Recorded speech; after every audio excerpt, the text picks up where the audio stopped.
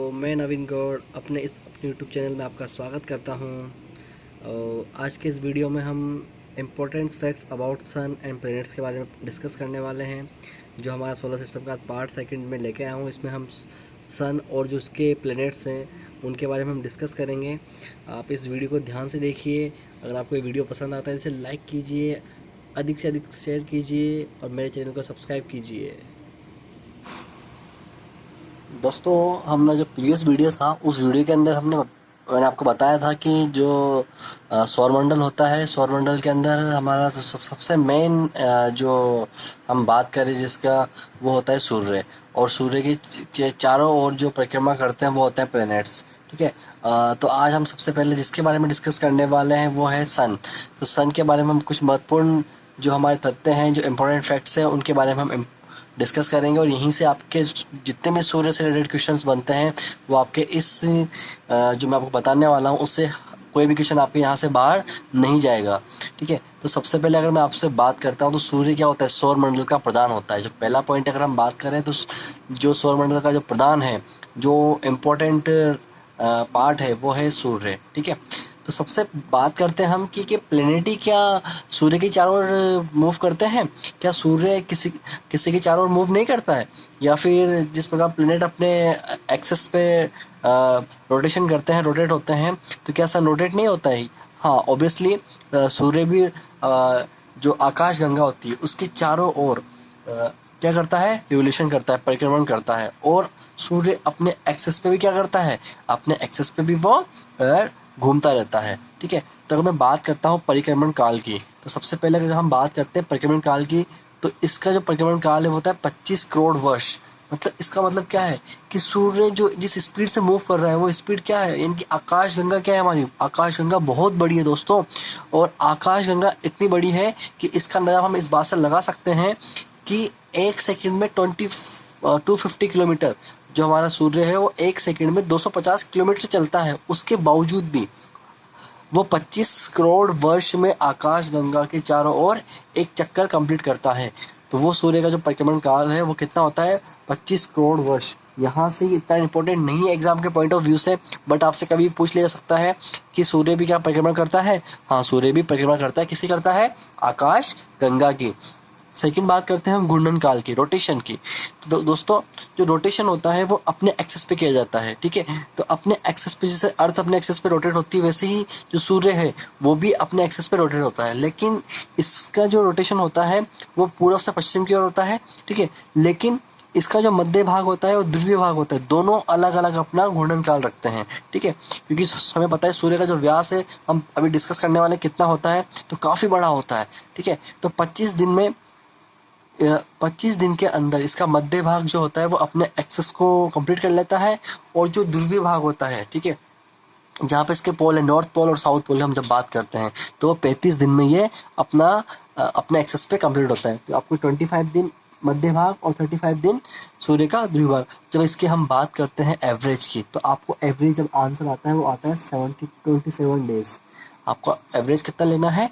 27 days आपको इसका average लेना है। ठीक है।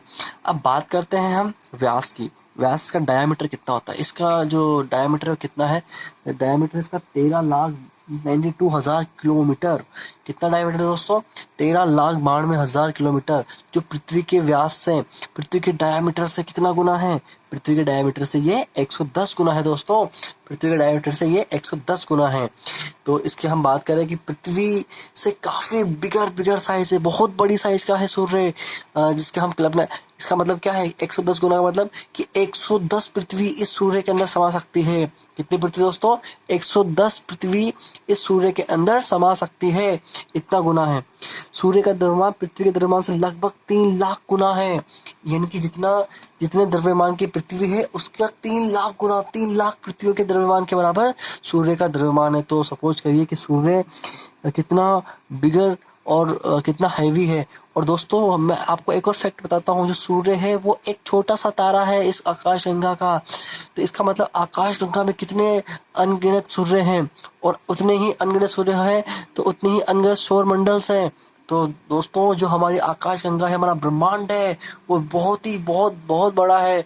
और इसकी जो थ्योरीज चल रही है, हम बिग बैंग थ्योरी की बात करते हैं, ठीक है, तो वहाँ पे अभी तक इसके बारे में रिसर्च चलता ही जा रहा है, रिसर्च चलता ही जा रहा है, ठीक है।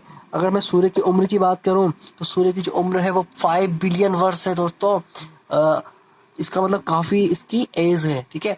और सूर्य का बाहर, ये important question, very very important है कि सूर्य का जो बाहरी सतह का तापमान है वो कितना होता है दोस्तों? 6000 डिग्री सेंटीग्रेड। बहुत सी बार एग्जाम में ये इस ऑप्शन में 500 डिग्री सेंटीग्रेड भी होता है, उसको भी आप राइट मान सकते हो, लेकिन अप्रॉक्स 6000 डिग्री सेंटीग्रेड इसका जो बाहरी सतह का तापमान है वो होता है। लेकिन केंद्रीय भाग का दोस्तों, केंद्रीय भाग का जो तापमान है वो है 1.5 इंटू 10⁷ इतना तापमान होता है अंदर विभाग का। लेकिन जो बाहरी भाग है उसे हम कहते हैं, बाहरी सतह का टेम्परेचर है 6000 डिग्री सेंटीग्रेड।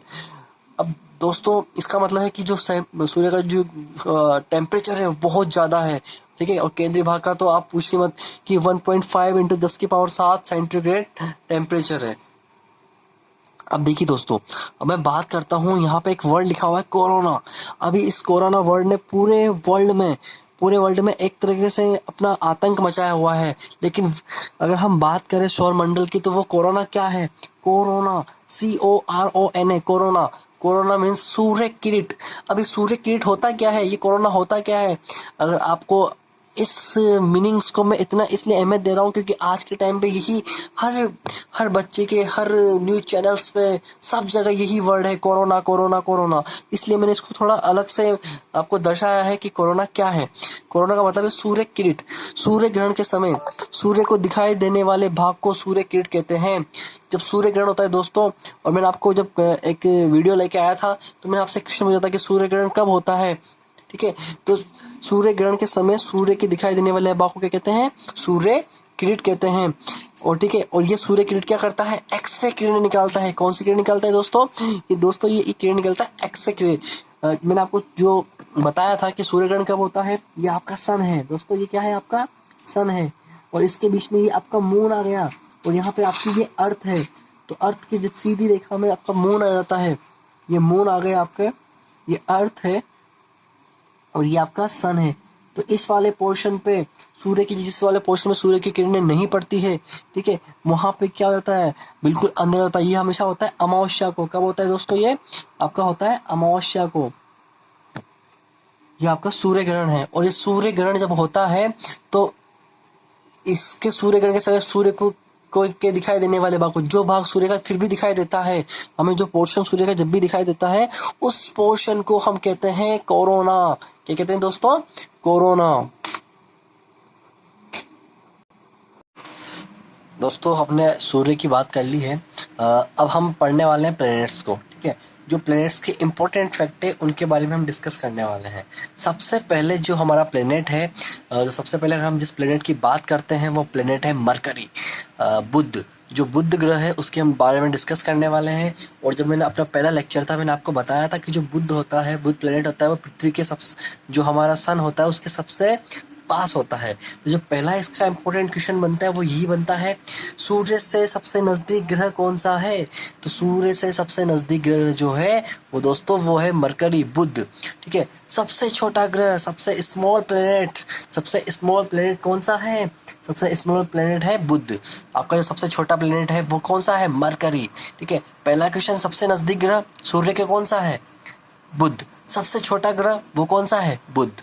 अब बात करते हैं उपग्रह। एग्जाम में आपसे क्वेश्चन आ सकता है कि किस ग्रह का कोई भी उपग्रह नहीं होता है। व्हाट इज द उपग्रह? उपग्रह क्या होते हैं दोस्तों? उपग्रह क्या होते हैं? जिस प्रकार जो हमारे प्लैनेट्स हैं वो सन के अराउंड रोटेट करते हैं, ठीक है, वैसे ही जो उपग्रह होते हैं वो इस अर्थ प्लेनेट के जो अराउंड रोटेट करते हैं उन्हें हम क्या कहते हैं? उपग्रह या फिर सैटेलाइट कहते हैं। क्या कहते हैं उन्हें दोस्तों?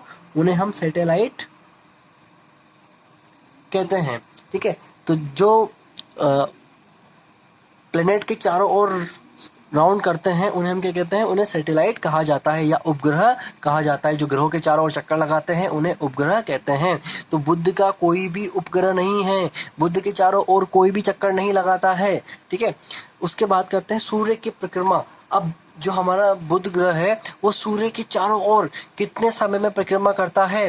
तो जो दोस्तों सबसे कम टाइम में, क्योंकि सबसे नजदीक है, जो सबसे नजदीक है तो वो सबसे जल्दी सूर्य की परिक्रमा करेगा। तो ये 88 दिन में, 88 डेज में सूर्य के चारों ओर एक कंप्लीट रिवोल्यूशन करता है बुध ग्रह। कितने दिन में करता है दोस्तों? 28 दिन में। अब बात करते हैं घूर्णन की। अपने एक्सेस पे जो बुध ग्रह है अपने एक्सेस पे कितने दिन में कंप्लीट करता है? 59 डेज में। कितने दिन में करता है दोस्तों? 59 डेज में। तो सबसे इंपॉर्टेंट क्वेश्चन क्या क्या बने यहाँ से हमारे?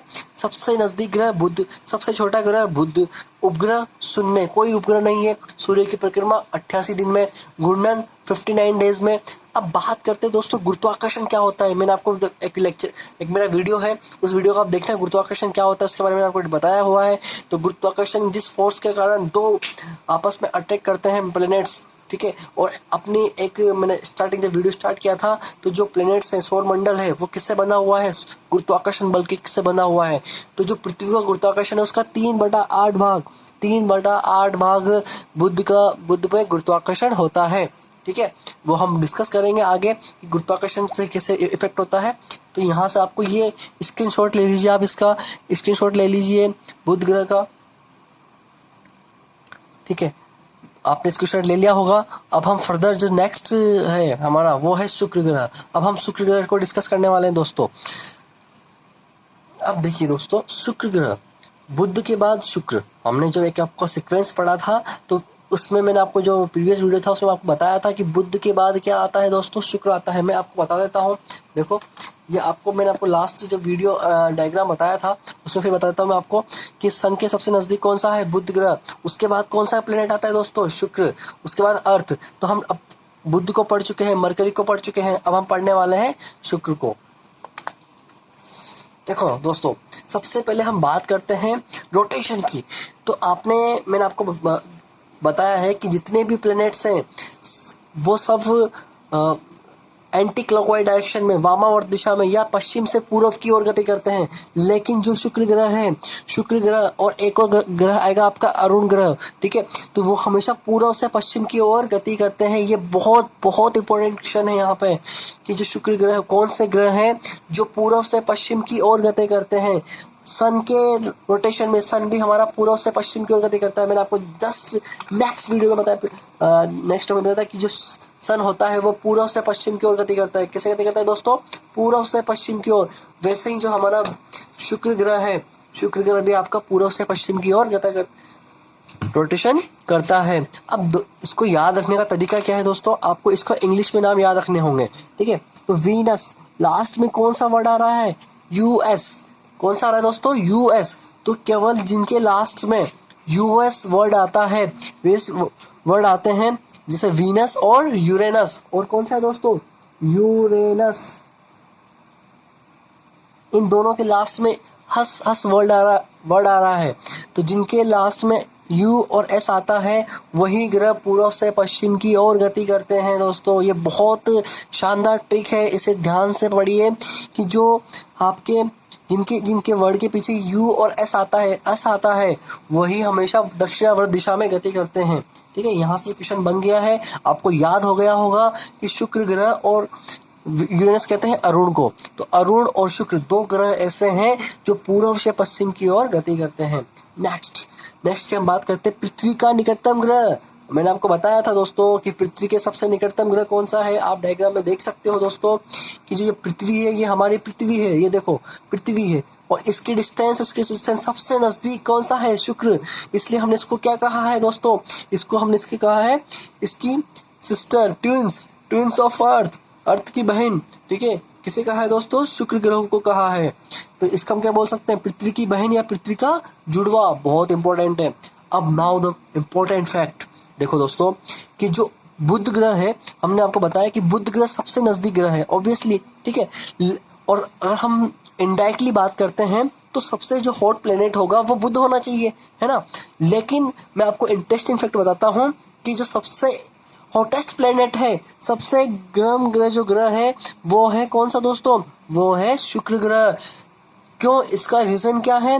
क्योंकि जो शुक्र है वो सूर्य के पास भी है और वहाँ पे 97% CO2 का होना, सबसे ज़्यादा उससे CO2 प्रेजेंट है वो हमारे शुक्र ग्रह में है, वीनस में है। इसलिए सबसे गर्म ग्रह जो है, हॉटेस्ट प्लेनेट है, वो कौन सा है दोस्तों? वो है शुक्र ग्रह। आप बुध को नहीं बोलोगे, चाहे बुध सबसे नजदीक है सूर्य के, लेकिन सबसे हॉटेस्ट प्लेनेट कौन सा है? शुक्र है। ठीक है, इसके अलावा इसके जो उपनाम है वो क्या क्या है? इवनिंग स्टार, शाम का तारा, मॉर्निंग स्टार, भोर का तारा, सुबह का तारा। यहाँ से एग्जाम में क्वेश्चन आता है, इवनिंग स्टार किसे कहा जाता है और मॉर्निंग स्टार किसे कहा जाता है दोस्तों? तो दोस्तों जो वीनस है, शुक्र ग्रह है, उसे इवनिंग स्टार और मॉर्निंग स्टार कहा जाता है। ठीक है, अब बात करते हैं हम उपग्रह। इसका भी कोई भी उपग्रह नहीं है दोस्तों। जिस प्रकार हमारे बुध ग्रह का कोई उपग्रह नहीं था, इसका भी कोई उपग्रह नहीं है। तो आपसे किन किन ग्रहों के उपग्रह नहीं है दोस्तों? सिर्फ 2 ग्रह ऐसे हैं जिनके कोई उपग्रह नहीं है, बुध और शुक्र। ठीक है, परिक्रमा जिसकी रिवोल्यूशन है सन के अराउंड, वो है 225 दिन। कितना है दोस्तों? 225 दिन। और जो घूर्णन है वो 243 डेज। मतलब ये अपने एक्सिस पे ज़्यादा टाइम लगाता है, सूर्य की परिक्रमा करने से भी ज़्यादा टाइम किसमें लगाता है दोस्तों? ये अपने घूर्णन में लगाता है 243 डेज। इसलिए इसका मतलब क्या है? इसकी स्पीड बहुत कम है। ठीक है, इसकी परिक्रमा 225 दिन में कंप्लीट होती है, लेकिन जिसका घूर्णन है वो 243 दिन में कंप्लीट होता है। परिक्रमा कम डेज में होती है और घूर्णन अधिक दिनों में होता है। अगर मैं आपसे बोलूं कि ऐसा कौन सा ग्रह है इसकी परिक्रमा कम दिन में कंप्लीट होती है और घूर्णन ज़्यादा दिन में होता है, तो वो है शुक्र ग्रह। तो आपके शुक्र ग्रह से काफ़ी इंपॉर्टेंट क्वेश्चन बन गए दोस्तों, बहुत इंपॉर्टेंट है। आप इसका स्क्रीनशॉट ले लीजिए, ये आपके एग्जाम में बहुत ज़्यादा बेनिफिट करने वाला है। ओके दोस्तों, अब हम पढ़ने वाले हैं अर्थ को। अर्थ के बारे में हम डिस्कस करने वाले हैं दोस्तों। अब हम बात करने वाले हैं हमारी अर्थ की, पृथ्वी की। ठीक है, तो पृथ्वी की सबसे पहले जब हम बात करते हैं, तो सबसे पहले जब मैं बताऊं आपको पृथ्वी के बारे में, हमारी अर्थ के बारे में, तो दोस्तों हमारे अर्थ पे 70% भाग पर टू 71% भाग पर क्या है? पानी है ना। जो हमारे 5, मैं आपको बात करता हूँ 5 जो हमारे ओशियंस हैं, महासागर हैं, उनके कारण, पृथ्वी पे जल की अधिकता के कारण, जो हमारी पृथ्वी है, जल की उपस्थिति के कारण जो पृथ्वी है, उसके कारण ये क्या है? जब हम अंतरिक्ष से देखते हैं तो कैसी दिखाई देती है? जो हमारी किसी इससे जो पिक्चर्स ली जाती है तो जो बिल्कुल नीले कलर की दिखाई देती है। तो जो हमारा ये अर्थ है वो कौन सा प्लेनेट है? ब्लू प्लेनेट है, नीला ग्रह है। और यहाँ पे जितने भी हमारे पूरे टोटल 8 प्लेनेट्स हैं, ठीक है, उनमें सिर्फ अर्थ ही एक ऐसा प्लेनेट है जिस पर जीवन संभव है। उसका मेन रीज़न क्या है? कि ऑक्सीजन की पर्याप्त मात्रा और जल की उपस्थिति के कारण जो हम जीवन संभव है वो किस ग्रह पर है? पृथ्वी प्लेनेट पे है। ठीक है, और ये पश्चिम से पूर्व की ओर रोटेट होती है। आपको पता है केवल 2 ही ग्रह ऐसे हैं जो पूर्व से पश्चिम की ओर घूमते हैं। कौन कौन से? शुक्र और अरुण, वीनस और यूरेनस। लेकिन जो पृथ्वी है वो पश्चिम से पूर्व की ओर घूमती है। तो यहाँ से जो क्वेश्चन बन सकता है वो बनेगा कि नीला ग्रह कौन सा है, ब्लू प्लेनेट कौन सा है दोस्तों? ब्लू प्लेनेट है हमारी अर्थ। ठीक है, अब बात करते हैं सूर्य के चारों ओर पृथ्वी कितने समय में कंप्लीट करती है। दोस्तों इसका आंसर हर कोई दे सकता है कि जो पृथ्वी है वो हमारे 365 5 घंटे और 48 मिनट और 46 सेकंड में अपना एक रोटेशन कंप्लीट करती है। और इसे अगर मैं सिंपली बताऊं आपको तो 365 और 365.25 डेज कितने वर्ष कंप्लीट करती है दोस्तों? 365.25 डेज में ये कंप्लीट करती है सन के अराउंड। ठीक है, जिसका रिवोल्यूशन टाइम कितना है? 365.25 डेज, 365 दिन, 5 घंटे 48 मिनट और 46 सेकेंड। अब बात करते हैं घूर्णन की। अपने एक्सेस पे ये कितने टाइम में कम रोटेट होती है? ठीक है, ऑन एक्सेस पे, अपने एक्सेस पे, अपने खुद के अक्ष पर। ठीक है, 23 घंटे 56 मिनट और 4 सेकंड में। और अप्रोक्स हम बात करते हैं 24 घंटे की। जो हमारे दिन और रात बनते हैं दोस्तों, वो घूर्णन गति के कारण दिन रात बनते हैं। ये वेरी वेरी वेरी इंपॉर्टेंट है कि दिन रात किसके कारण बनते हैं दोस्तों? जो दिन रात बनते हैं वो घूर्णन गति के कारण बनते हैं दोस्तों। घूर्णन गति के कारण दिन और रात बनते हैं। और लेकिन जो परिक्रमा होती है दोस्तों सन के अराउंड, उससे क्या बनती है? ऋतु परिवर्तन होता है। परिक्रमा से क्या होता है दोस्तों? ऋतु परिवर्तन होता है। जो हमारे समर आती है, विंटर आती है, ठीक है, वो किसके कारण आती है? पृथ्वी की परिक्रमा, सूर्य के चारों जो परिक्रमा होती है उसके कारण आपके क्या आती है दोस्तों? ऋतु परिवर्तन होता है। अब बात करते हैं दोस्तों उपग्रह की। हमने अब तक जो भी प्लेनेट पढ़े हैं हमने डिस्कस किया है किसके बारे में, बुध के बारे में, और हमने डिस्कस किया है शुक्र के बारे में। तो इन दोनों के पास कोई उपग्रह नहीं था, लेकिन जो हमारी पृथ्वी है, जो उसका एक सैटेलाइट है, वो क्या है, चंद्रमा। उसका नाम क्या है दोस्तों, चंद्रमा। उसका जो मून है वो क्या है, चंद्रमा। अब तक हम बात कर रहे हैं तो मून, जो पृथ्वी का मून है वो कौन सा है, चंद्रमा। और जो चंद्रमा पे हम ग्रेविटेशन की बात करते हैं दोस्तों, तो वो ग्रेविटेशन कितना होता है, 1/6 होता है। पृथ्वी की ग्रेविटेशन कितना होता है दोस्तों, जो गुरुत्वाकर्षण होता है वो 1/6 होता है। अब बात करते हैं दोस्तों, ये थोड़े से इंपॉर्टेंट फैक्ट है, इनका मैं एक बार रिपीट करा देता हूँ। परिक्रमा होती है 365.25 डेज, घूर्णन होता है 24 घंटे का, घूर्णन गति से दिन और रात बनते हैं दोस्तों, और परिक्रमा से क्या होता है, ऋतु परिवर्तन होता है। और पृथ्वी का जो उपग्रह है वो कौन सा है दोस्तों, चंद्रमा। अब बात करते हैं हम दोस्तों, क्या सन से जिसकी डिस्टेंस है वो क्या एक जैसी होती है दोस्तों, नहीं दोस्तों, इसकी डिस्टेंस एक जैसी नहीं होती है। कहीं पे न्यूनतम होती है और कहीं पे मैक्सिमम होती है। तो जो सन का केंद्र बिंदु है, उस सन के केंद्र बिंदु से जो अर्थ की न्यूनतम दूरी होती है वो कब होती है दोस्तों, 3 जनवरी को। जो 3 जनवरी के दिन क्या होती है, अर्थ की न्यूनतम दूरी होती है दोस्तों। और जो 4 जुलाई के दिन है वो क्या होती है दोस्तों, अधिकतम दूरी होती है। तो जो न्यूनतम दूरी होती है उसे क्या कहा जाता है दोस्तों, उपसौर कहा जाता है। ठीक है, पेरीहेलियन कहा जाता है। क्या कहा जाता है दोस्तों, पेरीहेलियन, उपसौर। तो एग्जाम में क्वेश्चन आ जाता है कि उपसौर क्या होता है, कि जो अर्थ की सन से न्यूनतम दूरी होती है वो क्या कहलाती है, उपसौर कहलाती है। और दोस्तों ये कब होती है, ये दोस्तों ये होती है 3 जनवरी को। कब होती है दोस्तों, 3 जनवरी को। ठीक है, और जो अधिकतम दूरी है दोस्तों, ये देखिए अधिकतम दूरी जो होती है अर्थ की सन से वो क्या कहलाती है, एपिहीलियन कहलाती है। इसे हम क्या कहते हैं, सूर्योच्च कहते हैं। सूर्य की पृथ्वी से अधिकतम दूरी, और वो कब होती है दोस्तों, 4 जुलाई को होती है दोस्तों। कब होती है दोस्तों, वो 4 जुलाई को। तो ये दोनों डेज आप याद रख लीजिए कि उपसौर कब होता है और सूर्योच्च कब होता है, पेरीहेलियन कब होता है और एपीहेलियन कब होता है। पेरीहेलियन होता है 3 जनवरी को और एपीहेलियन होता है 4 जुलाई को। दोनों पॉइंट आप याद रख लीजिए। ठीक है, उसके बाद 2 इंपॉर्टेंट फैक्ट और बताता हूँ मैं अर्थ के बारे में। देखिए, सर्वाधिक लंबा दिन, सबसे लॉन्गेस्ट डे कब होता है दोस्तों, 21 जून और 22 दिसंबर को। कब कब होता है दोस्तों, 21 जून और 22 दिसंबर को। जब हम उत्तरी गोलार्ध की बात करते हैं, जो हमारा इंडिया है, वो इंडिया आता है उत्तरी गोलार्ध में दोस्तों। किस में आता है दोस्तों, उत्तरी गोलार्ध में। तो जो समर सोलिस्टिस होता है उसमें सर्वाधिक लंबा दिन कौन सा होता है दोस्तों, 21 जून। ठीक है, और दक्षिणी गोलार्ध में कब होता है दोस्तों, 22 दिसंबर को। तो ये 2 डेज, 21 जून को सर्वाधिक लंबा दिन होता है उत्तरी गोलार्ध में, जो हमारा इंडिया है वो उत्तरी गोलार्ध में आता है दोस्तों। और 22 दिसंबर, ठीक है, ये दक्षिणी गोलार्ध में होता है 22 दिसंबर को। इसे हम बोलते हैं विंटर सोलिस्टिस। ठीक है, तो ये अर्थ के बारे में कुछ इंपॉर्टेंट फैक्ट है। ठीक है, आप स्क्रीनशॉट ले सकते हो उसका।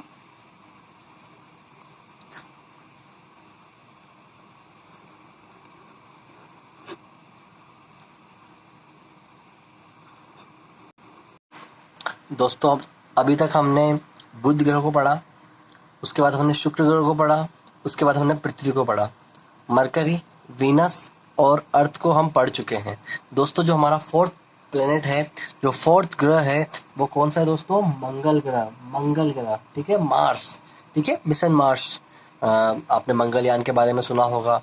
ठीक है, तो वो उस ग्रह के बारे में हम पढ़ने वाले हैं। ठीक है दोस्तों, तो सबसे पहले हम बात करते हैं जो मंगल ग्रह है वो कौन सा प्लेनेट कहा जाता है दोस्तों। जो मंगल ग्रह है उसे लाल ग्रह कहा जाता है, रेड प्लेनेट कहा जाता है। जो मंगल ग्रह है वो कौन सा प्लेनेट कहा जाता है दोस्तों, रेड प्लेनेट। मंगल ग्रह को रेड प्लेनेट कहा जाता है दोस्तों।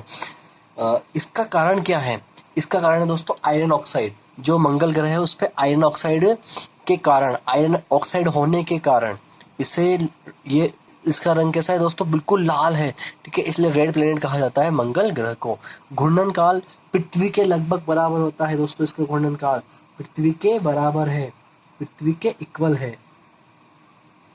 ठीक है, घूर्णन काल, पृथ्वी का घूर्णन काल भी 24 घंटे होता है और मंगल ग्रह का घूर्णन काल भी 24 घंटे होता है, लेकिन परिक्रमण इसका परिक्रमण होता है दोस्तों 687 दिन, और पृथ्वी का कितना होता है 365.25 डेज, तो उसका जस्ट डबल हो गया।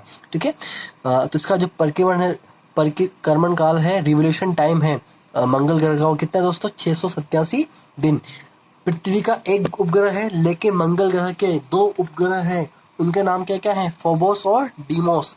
क्या क्या नाम है दोस्तों उनके, फोबोस और डीमोस। आपको सिर्फ नाम इन दो, इस केवल मंगल ग्रह को ही आपको याद रखने हैं। आपको अपने अर्थ का तो नाम याद है, उसका नाम क्या है दोस्तों, चंद्रमा है, लेकिन जो मंगल ग्रह के जो प्लेनेट उपग्रह है, सैटेलाइट है, उनका नाम क्या क्या है, फोबोस और डीमोस। ठीक है, अब बात करते हैं हम अर्थ की। तो अर्थ का सबसे ऊंचा जो माउंटेन है, पर्वत है, वो कौन सा है, माउंट एवरेस्ट। कौन सा है दोस्तों, माउंट एवरेस्ट। ठीक है, जो हमारी अर्थ पे है, लेकिन अर्थ से भी, इस माउंट एवरेस्ट से भी 3 गुना, माउंट एवरेस्ट से भी 3 गुना जो आपका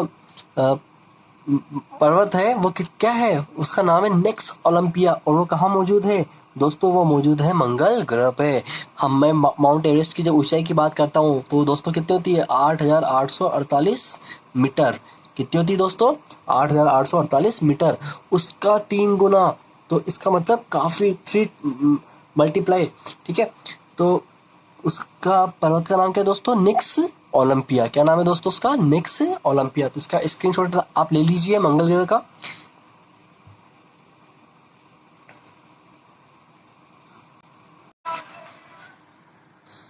दोस्तों मंगल ग्रह के बारे में जो इम्पोर्टेंट फैक्ट है दोस्तों, मैं बताता हूँ आपको कि जो हमारे इंडिया के द्वारा जो मंगलयान भेजा गया था, उस मिशन का नाम था मॉम।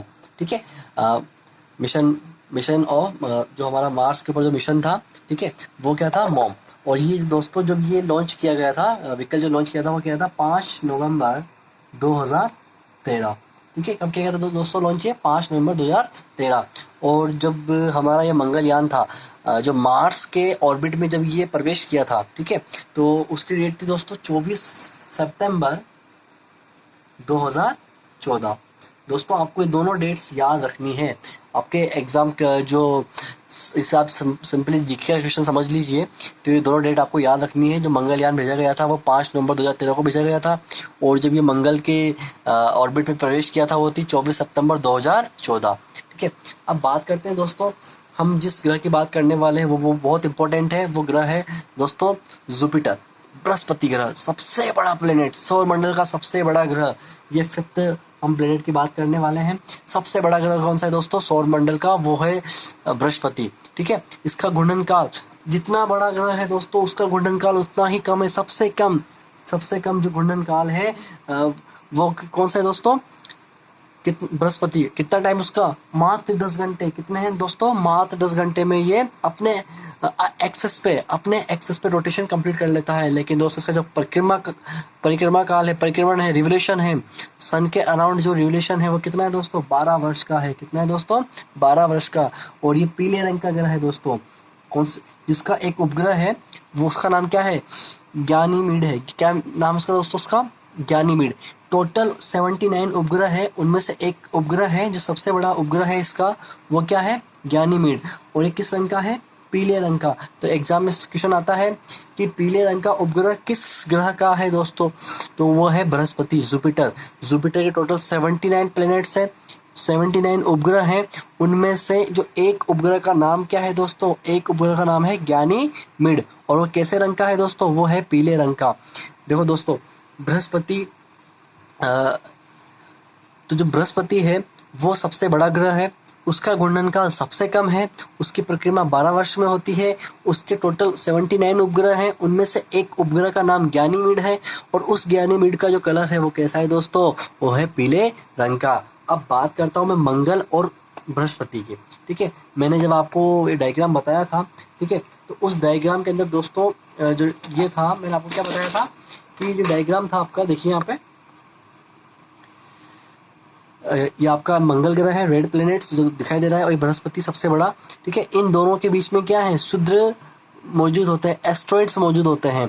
तो जिन प्लैनेट्स के बीच में क्षुद्र मौजूद होते हैं, क्षुद्र ग्रह मौजूद होते हैं, वो कौन कौन से, मंगल और जुपिटर। ठीक है, वो कौन कौन से हैं? मंगल और बृहस्पति, मार्स और जुपिटर। तो आपको ये मेरा जो दोनों हैं मंगल और बृहस्पति, ये आपको समझ में आए होंगे, इनके स्क्रीनशॉट आप ले सकते हो।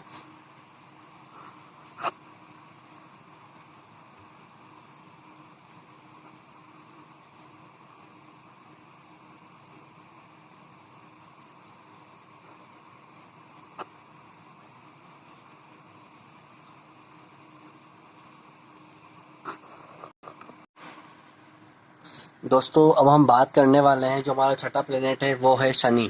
सबसे जो छठा प्लेनेट कौन सा है दोस्तों? वो है शनि, सेचुरन। सेचुरन जो प्लेनेट है उसके बारे में हम डिस्कस करने वाले हैं। सबसे पहले बात करते हैं कि ये किस जो पीले तारे के समान दिखाई देने वाला जो ग्रह है वो कौन सा है दोस्तों? शनि। हमने जस्ट अभी एक उपग्रह की बात की थी, ज्ञानीमीड की बात की थी, जो बृहस्पति का एक उपग्रह था वो भी पीले रंग का था। लेकिन दोस्तों यहाँ पे हम ग्रह की बात कर रहे हैं, तो जो ग्रह का है पीले तारे के समान दिखाई देने वाला ग्रह, जो कौन सा है दोस्तों? शनि ग्रह है, जो पीले तारे के समान दिखाई देता है।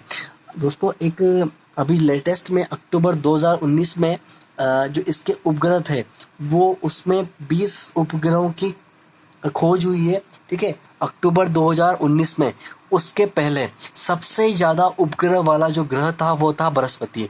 लेकिन जैसे ही 20 उपग्रह नए खोजे गए शनि के, तो इसकी संख्या बढ़कर हो गई है दोस्तों 82। ये बहुत इम्पोर्टेंट है, और ये अभी करंट अफेयर्स में भी बन सकता है क्वेश्चंस कि जो 20 उपग्रह बड़े हैं वो किस ग्रह के बड़े हैं दोस्तों? वो बने हैं शनि ग्रह के। सेचुरन के जो अब उपग्रह हो चुके हैं वो हो चुके हैं 82। ठीक है, तो सबसे ज़्यादा उपग्रह मैक्सिमम जो सैटेलाइट हैं वो किसके हैं दोस्तों? शनि के हैं। ठीक है, और इसका परिक्रमा जो काल है वो है दोस्तों, रिवोल्यूशन है 29.5 वर्ष, 29.5 ईयर्स। जो ये सन के अराउंड रोटेट करता है वो 29.5 ईयर्स में कंप्लीट होता है।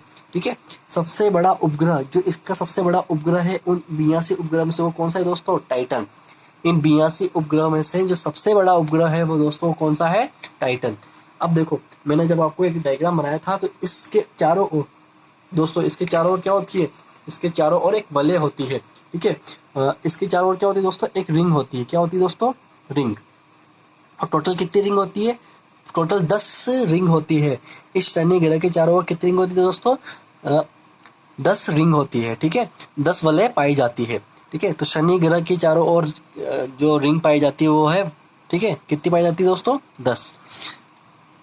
इसका जो घूर्णन काल है दोस्तों वो है 10.2 हावर्स। और हमारा जो बृहस्पति था वो केवल उसके 10 हावर्स थे, और इसके 10 10 घंटे और 20 मिनट का समय लेता है अपने घूर्णन में। ठीक है, अब ये इम्पोर्टेंट है, लेकिन इसके साथ जो इम्पोर्टेंट नेक्स्ट जो मैं आपको बताने वाला हूँ वो बहुत बहुत इम्पोर्टेंट है, वेरी वेरी इंपॉर्टेंट। ठीक है, क्या है इम्पोर्टेंट? इसका घनत्व। इसका घनत्व पानी के घनत्व से भी दोस्तों कम होता है।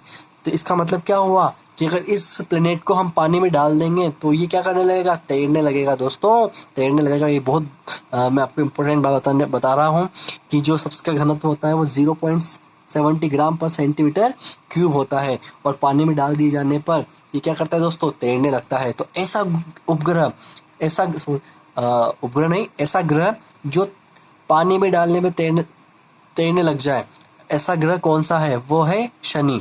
शनि एकमात्र ऐसा ग्रह है जिसका जो घनत्व होता है, डेंसिटी होती है, वो अर्थ जो पानी की डेंसिटी होती है उससे भी कम होती है। इसके कारण ये पानी में डाल देने पर भी तैरने लगता है। तो ये कुछ इंपॉर्टेंट फैक्ट्स थे शनि के, जो सेचुरन आपका प्लेनेट है उसके बारे में। इम्पोर्टेंट कौन सा है मैं आपको बता देता हूँ। सबसे इम्पोर्टेंट है उपग्रह, सैटेलाइट्स। और दूसरा जो इम्पोर्टेंट है वो है कि पानी में डाल देने पर ये तैरने लगता है। ठीक है दोस्तों, जो नेक्स्ट हमारा प्लेनेट है वो है अरुण, यूरेनस। इसके बारे में मैंने एक पॉइंट तो आपको पहले ही बता दिया है कि जो यूरेनस होता है वो पूर्व से पश्चिम की ओर मूव करता है। कैसा मूव करता है दोस्तों? पूर्व से पश्चिम की ओर। जो यूरेनस होता है, अरुण जो ग्रह है, वो जब रोटेशन होता है उससे कैसा होता है? पूर्व से पश्चिम की ओर होता है। क्यों? क्योंकि मैंने आपको बताया था, एक ट्रिक बताई थी कि जिसके पीछे यू और एस आता है, ठीक है, यूरेनस, तो वो जो प्लेनेट होते हैं, एक वीनस है और एक यूरेनस है। कौन कौन से दोस्तों? एक वीनस है, इसके पीछे भी एस आ रहा है, तो वीनस और यूरेनस दोनों पूर्व से पश्चिम इनकी क्लॉकवाइज दक्षिणावर्त दिशा में रोटेट होते हैं। ठीक है, इसकी खोज देखो, अब तक जितने भी हमने प्लेनेट पढ़े हैं वो पहले ही उनके बारे में डिस्कस था, पहले ही वो उनका सब जानते थे शुरू से ही। ठीक है, लेकिन जो लेटेस्ट खोजे गए हैं वो दो हैं, एक तो आपका अरुण है और एक वरुण है, यूरेनस और नेपच्यून। ठीक है, इसकी खोज की थी विलियम हर्सले ने। जो अरुण की खोज की थी, यूरेनस की खोज की थी, किसने की थी? विलियम हर्सले ने। कब की थी? 1781 में। ठीक है, और इसके 27 उपग्रह हैं। कितने उपग्रह हैं दोस्तों? 27। आपको तीनों फैक्ट याद रखने हैं। जो अरुण है वो पूर्व से पश्चिम की ओर रोटेट करता है। इसकी खोज 1781 में 1781 में विलियम हर्सले द्वारा की गई थी। ठीक है, और जिसके उपग्रह हैं वो इसके 27 उपग्रह। कितने उपग्रह हैं दोस्तों? 27 उपग्रह हैं। इसकी परिक्रमा कितनी होती है? 84 वर्षों में, 84 ईयर्स में। कितने वर्षों में होते हैं दोस्तों? 84 ईयर्स में। इसका जो घूर्णन काल है वो है 10.8 हावर्स। ठीक है, ये आपको पता है कि जो अरुण हो गया, शनि हो गया और बृहस्पति हो गया, इनके घूर्णन काल काफ़ी कम है। ठीक है, और इनकी परिक्रमा क्या है? बहुत ज़्यादा है। क्यों? क्योंकि ये सन से बहुत अधिक दूरी पर है। ठीक है, अब बात करते हैं रिंग की। ऐसा नहीं है कि शनि में ही रिंग पाई जाती है। शनि में 10 रिंग होती है, तो अरुण में कितनी रिंग है दोस्तों? अरुण के अंदर 9 रिंग मौजूद होती है। इसके चारों ओर क्या होती है? रिंग्स होती है अरुण के भी। ठीक है, ठीक है, इसकी गति सूर्य की तरह क्या होती है? पूर्व से पश्चिम की ओर होती है। तो आप इसका स्क्रीनशॉट ले लीजिए। ठीक है, अब हम जो नेक्स्ट डिस्कस करने वाले हैं वो है दोस्तों वरुण, नेपच्यून।